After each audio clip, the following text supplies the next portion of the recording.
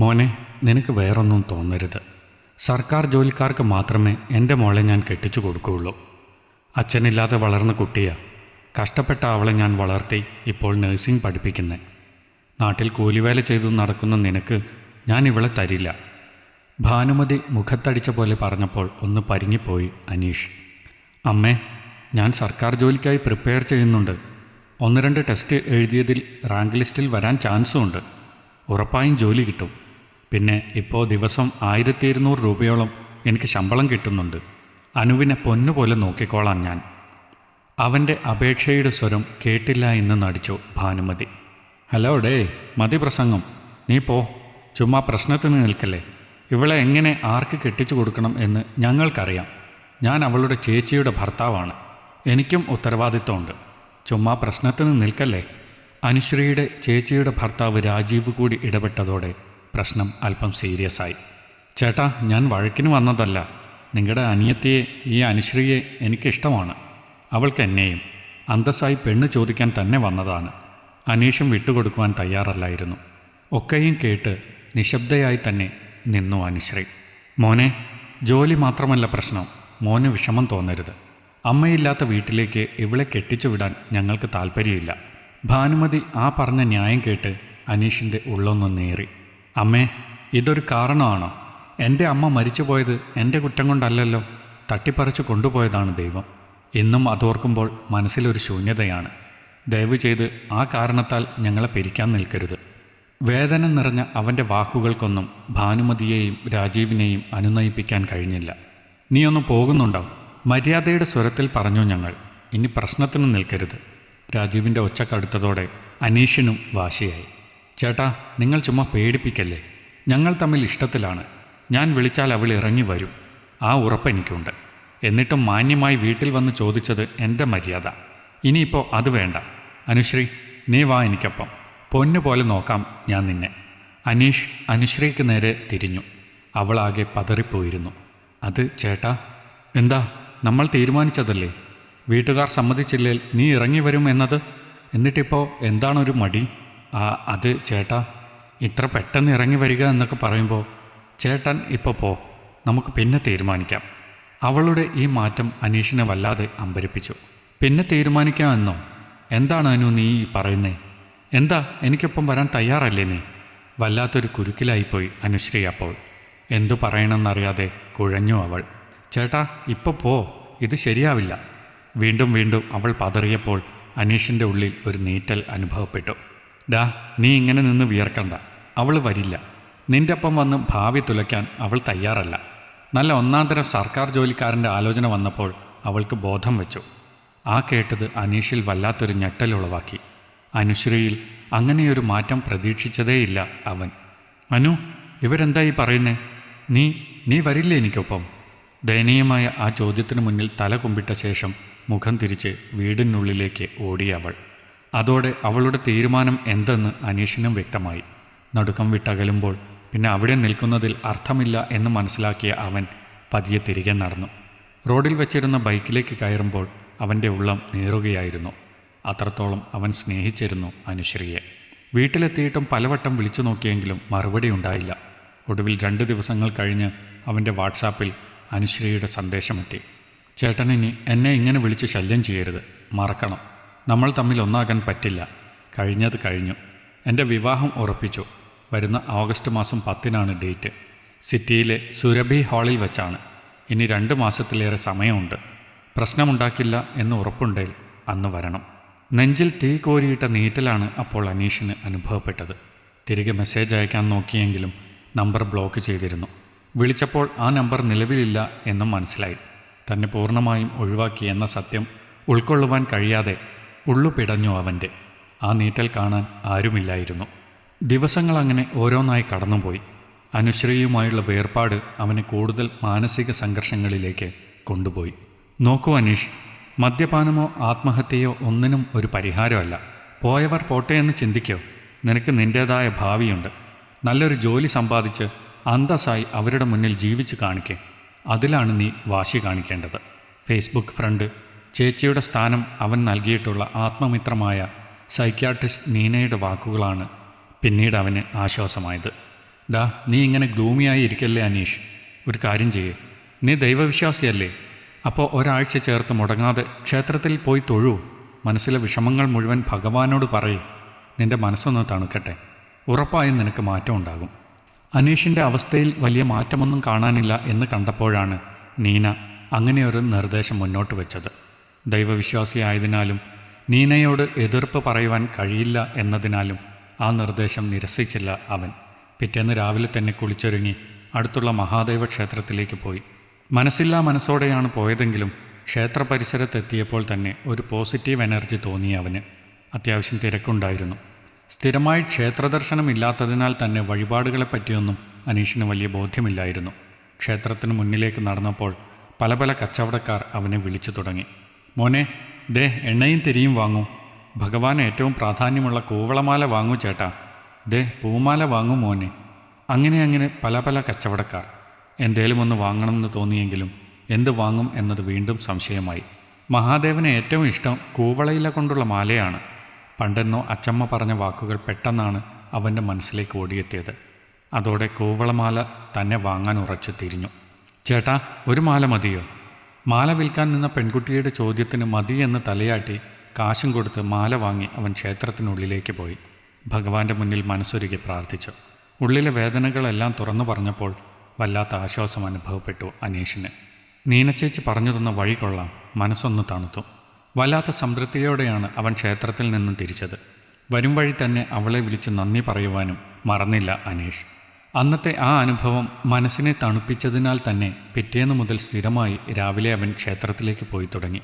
അതോടെ എന്നും രാവിലെ ഒരു കൂവളമാല അവനായി തയ്യാറാകുമായിരുന്നു. ആ മാല ദേവന് സമർപ്പിച്ച് മനസ്സൊരുക്കി പ്രാർത്ഥിച്ചു അനീഷ്. അങ്ങനെ ദിവസങ്ങൾ പതിയെ നീങ്ങിത്തുടങ്ങി. ഒപ്പം അനീഷ് അനുശ്രീയുടെ വേർപാടിലുണ്ടായ വിഷമങ്ങളിൽ നിന്നും മുക്തനായി തുടങ്ങി. അങ്ങനെ ഒരു ദിവസം പതിവ് പോലെ ക്ഷേത്രത്തിലേക്ക് എത്തിയെങ്കിലും അന്ന് അവനായി കൂവളമാല തയ്യാറല്ലായിരുന്നു. മാല വിൽക്കുന്ന മോള് ഇന്ന് വന്നിട്ടില്ല മോനെ. ആ കൊച്ചിന് ഒട്ടും സുഖമില്ല, കിടപ്പിലാണ്. അടുത്ത് നിന്ന പൂക്കച്ചവടക്കാരിയുടെ മറുപടി കേട്ട അനീഷ് അപ്പോഴാണ് ആ പെൺകുട്ടിയെപ്പറ്റി ഓർത്തത്. എന്നും രാവിലെ വന്ന് മാല വാങ്ങി പോകുമെങ്കിലും അത് വിൽക്കുന്ന പെൺകുട്ടിയുടെ മുഖത്തേക്ക് പോലും അവൻ നേരെയൊന്ന് നോക്കിയിരുന്നില്ല എന്നതാണ് സത്യം. പക്ഷേ ഇന്നിപ്പോൾ അവൾ നിൽക്കുന്ന സ്ഥലം ഒഴിഞ്ഞു കിടന്നപ്പോൾ എന്തോ ഒരു വല്ലായ്മ അവൻ്റെ മനസ്സിൽ അനുഭവപ്പെട്ടു. ആ കുട്ടി ഇവിടെ അടുത്തുള്ളതാണോ? അതേ മോനെ, അതൊരു പാവം കൊച്ചാ. അതിന് അച്ഛനും അമ്മയോ ഒന്നുമില്ല. ഒരപ്പച്ചിയുടെ വീട്ടിലാ താമസം. അവിടെ ഒരു വേലക്കാരി, അത്ര തന്നെ. സ്വന്തം ചെലവിന് ആവശ്യമായ തുക കണ്ടെത്താനാ പാവം പഠിത്തമൊക്കെ കളഞ്ഞ് ഇവിടെ വന്ന് ഈ കച്ചവടത്തിന് നിൽക്കുന്നേ. അല്ലെങ്കിൽ മോനൊന്ന് ഓർത്തു നോക്കിയേ. 10-25 വയസ്സ് പ്രായമുള്ള ഏത് പെൺകുട്ടി വന്ന് നിൽക്കും ഇങ്ങനെ വഴിയോര കച്ചവടത്തിന്? ഗതികേട് കൊണ്ടാ പാവം. പൂക്കാരി സ്ത്രീയുടെ വിശദീകരണം കേൾക്കെയാണ് അനീഷ് അവളെപ്പറ്റി കൂടുതൽ ഓർത്തെടുത്തത്. ശരിയാണ്, അവൾക്ക് ഏകദേശം 25 വയസ്സോളം മാത്രമേ പ്രായമുള്ളൂ. അധികം വണ്ണമൊന്നുമില്ലാത്ത, കാണാൻ അതിസുന്ദരിയൊന്നുമല്ലെങ്കിലും ഒട്ടും മോശമല്ലാത്ത തനി നാട്ടിൻപുറത്തുകാരി. താൻ ഒരിക്കൽ പോലും അവളെ ശ്രദ്ധിച്ചിട്ടില്ല. എന്നാൽ പലപ്പോഴും മാല തരുമ്പോൾ അവൾ പുഞ്ചിരിക്കാൻ ശ്രമിച്ചിരുന്നു. അന്ന് സത്യത്തിൽ അവളുടെ മുഖം തന്നെയായിരുന്നു അനീഷിൻ്റെ മനസ്സിൽ. പ്രാർത്ഥനയിലും അവളെ ഉൾപ്പെടുത്തുവാൻ മറന്നില്ല അവൻ. പിന്നീടുള്ള ദിവസങ്ങളിൽ എന്നും രാവിലെ ആ മുഖത്തിനായി ക്ഷേത്രമുറ്റത്ത് തിരഞ്ഞു അവൻ. കുറവില്ല മോനെ, ആ കൊച്ചിനെ ഹോസ്പിറ്റലിലൊക്കെ അഡ്മിറ്റ് ചെയ്തേക്കുക. പൂക്കാരി കാര്യങ്ങൾ കൃത്യമായി അപ്ഡേറ്റ് ചെയ്തിരുന്നു. ഇതെന്താ ചേച്ചി ഇങ്ങനെ? അനുശ്രീയുടെ ഓർമ്മകളിൽ നിന്നും മുക്തനാകാൻ വേണ്ടിയാണ് ഞാൻ ക്ഷേത്രത്തിലേക്ക് പോയി തുടങ്ങിയത്. മനസ്സ് ശാന്തമല്ലാത്തതിനാൽ ഈ പെൺകുട്ടിയെ ഒരിക്കൽ പോലും ഞാൻ നേരെ ഒന്ന് ശ്രദ്ധിച്ചിട്ടുകൂടിയില്ല. എന്നിട്ടും ഇപ്പോൾ അവളെ 3-4 ദിവസം ചേർത്ത് കാണാതായപ്പോൾ വല്ലാത്ത മിസ്സിങ് ഫീൽ ചെയ്യുന്നു. അനീഷിൻ്റെ ചോദ്യത്തിന് പുഞ്ചിരിയാണ് ആദ്യം മറുപടിയായി നൽകിയത് നീന. അതങ്ങനാടോ മാഷേ? നമ്മൾ സ്ഥിരമായി കാണുന്ന ഒരാളുടെ സാമീപ്യത്തിന് വലിയ പ്രാധാന്യമൊന്നും കൊടുക്കില്ല, എന്നും കണ്ടുപോകും. എന്നാൽ സ്ഥിരം കാണുന്ന ഒരാളെ പെട്ടെന്ന് കാണാതായാൽ പിന്നെ ആ ഒരു മിസ്സിങ് വല്ലാതെ തോന്നും മനസ്സിൽ. സ്ഥിരമായി യാത്ര ചെയ്യുന്ന ബസ് ഒരു ദിവസം വന്നില്ലേ, പകരം മറ്റൊരു ബസ്സിൽ കയറിയാൽ നമുക്ക് യാത്ര അത്ര തൃപ്തി വരാറില്ലല്ലോ. അതുപോലെ തന്നെ ഇതും. അവളുടെ വിശദീകരണം ശരിയാണെന്ന് അനീഷിനും തോന്നി. ഇപ്പോൾ 5 ദിവസം കഴിയുന്നു ആ പെൺകുട്ടിയെ കാണാതായിട്ട്. താൻ അവളെ വല്ലാതെ മിസ്സ് ചെയ്യുന്നുണ്ട്. രാത്രികളിൽ പോലും അവൻ്റെ ചിന്ത ആ പെൺകുട്ടിയെ പറ്റിയായിരുന്നു. ആരുമില്ലാത്ത പാവമാ മോനെ അവൾ. പൂക്കാരിയുടെ വാക്കുകൾ അവൻ്റെ മനസ്സിനെ അസ്വസ്ഥമാക്കി. മനസ്സിൽ ആ പെൺകുട്ടിയുടെ രൂപം വീണ്ടും ഓർത്തെടുത്തു അനീഷ്. എവിടാണോ എന്തോ പാവം. ചേട്ടാ, അതെ, ചേട്ടൻ്റെ മാല. പതിവായി കേട്ടിരുന്ന ആ ശബ്ദം അവൻ്റെ കാതുകളിൽ മുഴങ്ങിക്കൊണ്ടിരുന്നു. അങ്ങനെ ദിവസങ്ങൾ നീണ്ടു. ആ പെൺകുട്ടിയെ കാണാതായിട്ട് കൃത്യം 8-ാം നാൾ രാവിലെ ക്ഷേത്രത്തിലേക്കെത്തുമ്പോൾ അനീഷ് കണ്ടു, പുഞ്ചിരിച്ച മുഖവുമായി പഴയ സ്ഥാനത്ത് തന്നെ തിരിച്ചെത്തിയ അവളെ. ആ കാഴ്ച അവൻ്റെ ഉള്ളിൽ ഏറെ ആശ്വാസമായി. വല്ലാത്തൊരാവേശത്തോടെ അവൾക്കരികിലേക്കെത്തി അവൻ. നല്ല ആളാ, താൻ എവിടായിരുന്നു ഇത്രയും ദിവസം? ഞാൻ എന്നും വന്ന് നോക്കും. പനിയൊക്കെ നല്ലോണം മാറിയോ? ചെന്നപാടെ അവൻ ചോദ്യശരങ്ങൾ എയ്യവേ അവളും ആശ്ചര്യപ്പെട്ടുപോയി. അപ്രതീക്ഷിതമായതിനാൽ എന്ത് പറയണമെന്നറിയാതെ പരിങ്ങിപ്പോയി ആ പെൺകുട്ടി. എന്താടോ, തനിക്കൊന്നും പറയാനില്ലേ? എന്നാൽ വിശേഷങ്ങൾ പിന്നെ പറയാം. എൻ്റെ മാല ഇങ്ങോട്ട് തന്നേക്ക്, ഞാൻ പോയി തൊഴുതു വരട്ടെ. അവളുടെ കയ്യിൽ നിന്നും മാലയും വാങ്ങി ഏറെ സന്തോഷത്തോടെ അനീഷ് ക്ഷേത്രത്തിനുള്ളിലേക്ക് പോയി. ഒന്നും മനസ്സിലാകാതെ അപ്പോഴും ആശ്ചര്യത്താൽ നോക്കി നിൽക്കുകയായിരുന്നു ആ പെൺകുട്ടി. അന്തം വിടേണ്ട, നീ വരാണ്ടായ പിന്നെ ആ മോൻ എന്നും വന്ന് നിന്നെ തിരക്കുമായിരുന്നു. വയ്യായിക മാറിയോ, എന്ന് വരും എന്നൊക്കെ. പൂക്കാരിയുടെ വാക്കുകൾ കൂടി കേൾക്കവേ അവൾക്ക് കൂടുതൽ അതിശയമായി. സത്യത്തിൽ സ്ഥിരമായി അവൻ വന്നു തുടങ്ങിയതോടെ അവളും അനീഷിനെ ശ്രദ്ധിക്കുന്നുണ്ടായിരുന്നു. എന്നും രാവിലെ ക്ഷേത്രത്തിലെത്തിയാൽ ആദ്യം തയ്യാറാക്കുന്നത് അവൻ്റെ മാലയായിരുന്നു. എന്നിട്ട് അവൻ്റെ വരവിനായി കാത്തുനിൽക്കും. പക്ഷേ ഒരിക്കൽ പോലും അവൻ തൻ്റെ മുഖത്തേക്ക് നോക്കി ഒന്ന് പുഞ്ചിരിച്ചിട്ട് കൂടിയില്ല. എന്നിട്ടിപ്പോൾ പെട്ടെന്ന് ഇങ്ങനെയൊരു പെരുമാറ്റം അതവളെ വല്ലാതെ നടുക്കി. വേഗത്തിൽ തൊഴുതു പുറത്തേക്കിറങ്ങിയ അനീഷ് തിരികെ അവളുടെ അരികിലേക്കാണ് ചെന്നത്. അവൻ്റെ മുഖത്തപ്പോൾ വല്ലാതെ സന്തോഷം അലയടിച്ചു. എടോ, ഞാൻ അനീഷ്. എന്താ തൻ്റെ പേര്? അത് ചോദിക്കാൻ മറന്നു. രേവതി. അവളുടെ മറുപടി കേട്ട് വീണ്ടും പുഞ്ചിരിച്ചു അനീഷ്. കൊള്ളാം, നല്ല പേരാ. പിന്നെ എന്നാ ഉണ്ട് വിശേഷം? പനിയൊക്കെ നല്ലോണം മാറിയോ?